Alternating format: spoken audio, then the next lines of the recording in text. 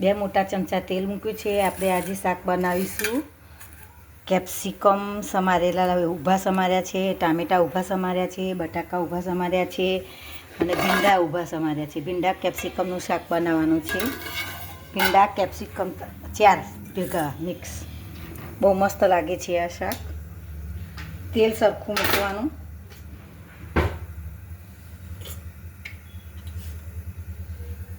રાઈ નાખવાની, જીરું નાખવાનું,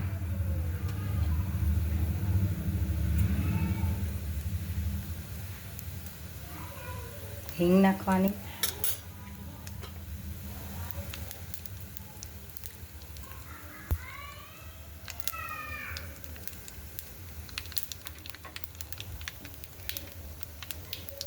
રાઈ તતડી રહી, જીરું તતડી રહ્યું। હવે આપણે હિંગ નાખી, હવે આપણે નાખવાનું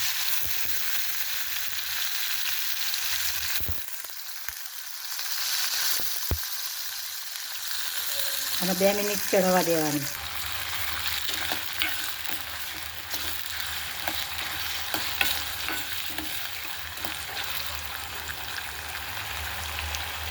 થોડા સંતળાઈ ગયા છે।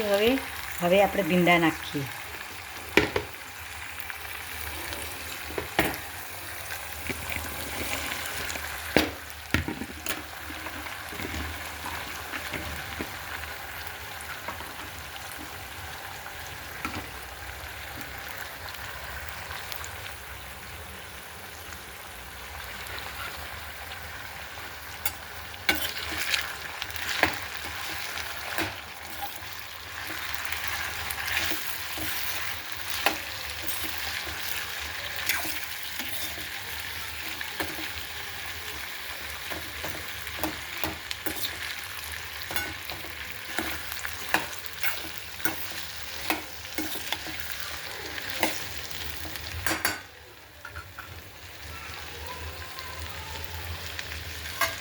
હવે 2 મિનિટ ચડવા દેવાનું।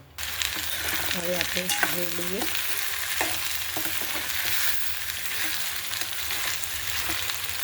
હવે આપણા ભીંડા થોડા સૂણા પડ્યા છે, 50% ચડી ગયા છે। હવે તેમાં કેપ્સિકમ નાખવાનું,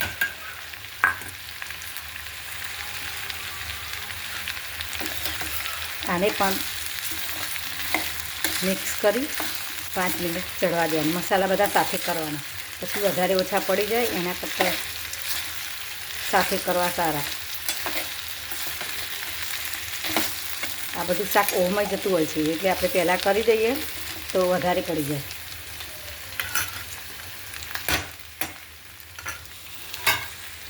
ઢાંકીને ચડવા દઈએ થોડુંક કચરું આવી રીતે।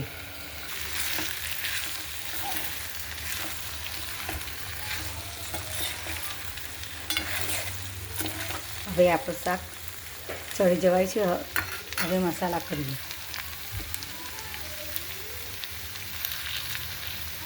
નાની 2 ચમચી મીઠું નાખ્યું, 1 ચમચી હળદર,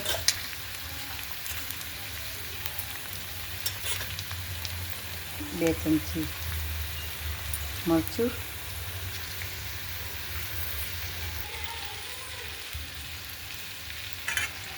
હવે આપણે ટામેટાં નાખી દઈએ।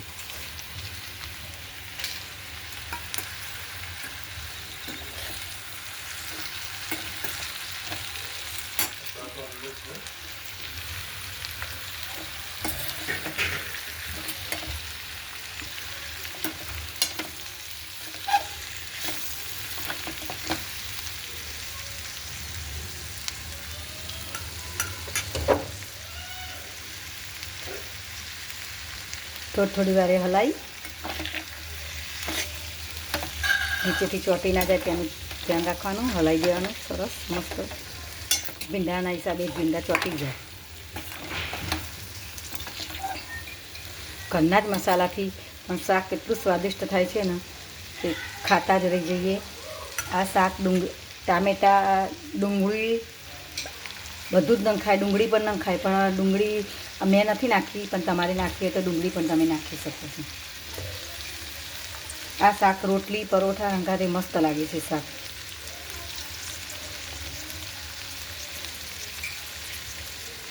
ચપટી ખાંડ પણ નાખી દેવાની. બસ બેલેન્સ ટામેટાનું ખટાશનું બંનેનું આવી જાય.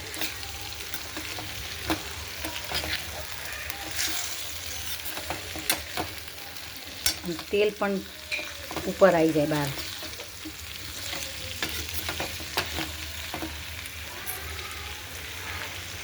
છેલ્લે કસૂરી મેથી ક્રશ કરી હાથથી ઉમેરી દેવાની.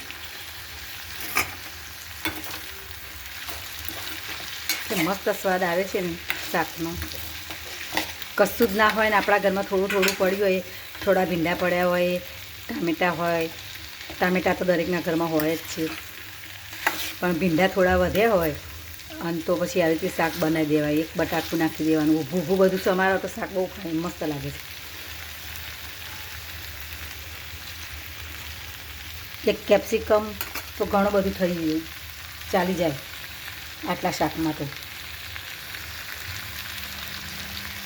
આપણું શાક તૈયાર થઈ ગયું છે. આ રીતે શાક બનાવશો તો તમારા ઘરમાં પણ બધાને ભાવશે. જેવી રીતે હું બનાવું છું, મારા ઘરમાં બધાને ભાવે છે, એ રીતે દરેકના ઘરમાં આ રીતે શાક બનાવશો તો દરેકના ઘરમાં ભાવશે. જેને બનાવવું હોય તે બનાવી શકે. ચલો, આપણું શાક તૈયાર થઈ ગયું છે. મારી ચેનલને આગળ વધારવા માટે સબસ્ક્રાઈબ કરજો, લાઈક કરજો, કોમેન્ટમાં લખજો તમને કેવું શાક લાગ્યું. થેન્ક યુ, આભાર.